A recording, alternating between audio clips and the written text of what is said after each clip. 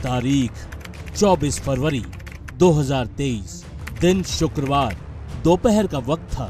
प्रयागराज के धूमनगंज में अतीक अहमद के खिलाफ चल रहे विधायक राजू पाल हत्याकांड के मुख्य गवाह उमेश पाल पर दिन दहाड़े गोलियों और बम से हमला हुआ।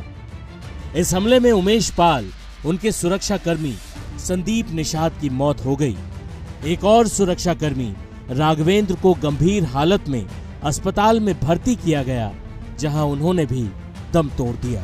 इस हत्याकांड में आरोपियों की पहचान अतीक के बड़े बेटे असद, गुड्डू मुस्लिम, शूटर गुलाम, अरमान, साबिर और शाहरुख के रूप में हुई। वही हत्याकांड के वक्त गाड़ी अरबाज चला रहा था।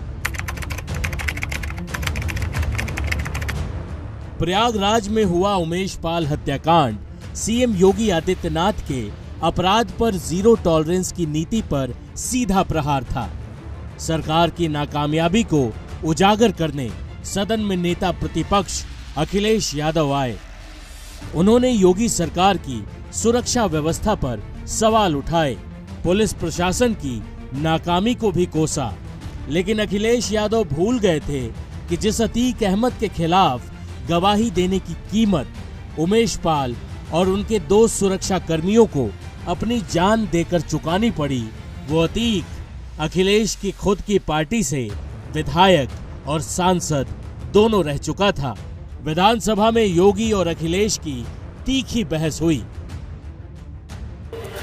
इलाहाबाद जैसा महानगर, जहां हमारा हाई कोर्ट है, न्यायालय है, माननीय न्यायालय हैं, और वहां पर इस तरीके से शूटिंग हो रही हो, दिन दहाड़े गोलियां चल रही हो, बम चल रहे हो, धुआं उड़ते हुए देख रहे हो, और मुख्य जो गवाह है उसकी हत्या हो जाए, अधिवक्ता की हत्या हो जाए, सुरक्षा जो कर्मी थे उनकी हत्या हो जाए, और आखिरकार पुलिस क्या कर रही है उत्तर प्रदेश में?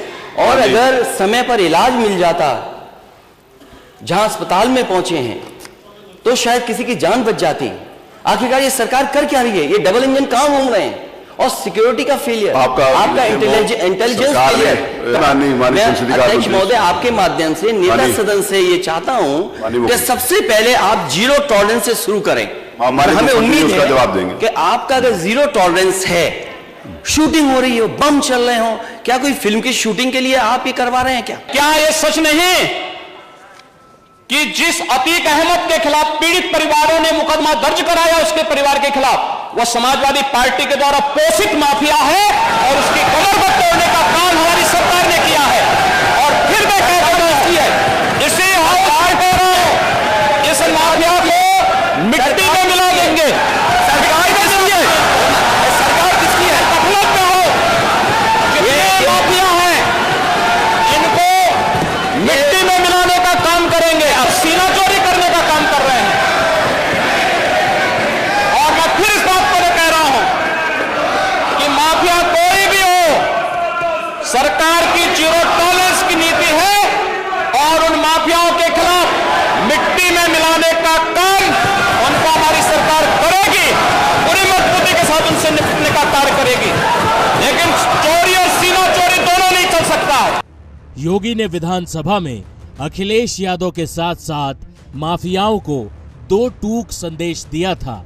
माफिया को मिट्टी में मिलाने की कसम जो सदन में सीएम योगी ने खाई थी, उसे अंजाम देने में यूपी पुलिस और एसटीएफ ने दिन रात एक कर दिया। माफिया के गैंग के मिट्टी में मिलने की पूरी टाइमलाइन हम आपको बताते हैं। 24 फरवरी को इलाहाबाद यूनिवर्सिटी के मुस्लिम हॉस्टल से छात्र सदाकत खान को गिरफ्तार किया गया। सदाकत के कमरे में ही उमेश पाल हत्याकांड की साजिश रची गई थी। 27 फरवरी को अरबाज को धूमनगंज के नेहरू पार्क में पुलिस मुठभेड़ में मार गिराया गया। अरबाज वही क्रेटा गाड़ी चला रहा था जिसमें उमेश पाल के हत्यारे सवार थे। 6 मार्च को तड़के उमेश पाल पर पहली गोली चलाने वाला उस्मान एनकाउंटर में ढेर कर दिया गया। अतीक अहमद का बड़ा बेटा असद बाप और चाचा अशरफ के जेल जाने के बाद गैंग का सरगना बन बैठा था। उमेश पाल पर गोली चलाते हुए असद साफ दिखता है। लेकिन असद लगातार ठिकाने बदलकर किसी तरह पुलिस से बच रहा था। 13 अप्रैल को यूपी एसटीएफ ने अतीक का गैंग संभाल रहे बड़े बेटे असद अहमद और उमेश पाल हत्याकांड में शामिल शूटर गुलाम का झांसी के करीब एनकाउंटर कर दिया। इस तरह उमेश पाल हत्याकांड में शामिल हत्यारों को मिट्टी में मिलाने का वादा पूरा होता दिख रहा है। असद 1.5 महीने से पुलिस को चकमा दे रहा था, लेकिन आज वो अपनी मौत को छका नहीं पाया। यूपी एसटीएफ ने असद और शूटर गुलाम को मुठभेड़ में मार गिराया। उमेश पाल हत्याकांड में शामिल बमबाज गुड्डू मुस्लिम भी एसटीएफ के निशाने पर है। उसको ट्रेस कर लिया गया है और जल्द ही उसका भी एनकाउंटर हो सकता है। सीएम योगी ने एसटीएफ की टीम को एनकाउंटर के लिए बधाई भी दे दी है। टाइम्स नाउ नवभारत डिजिटल की रिपोर्ट।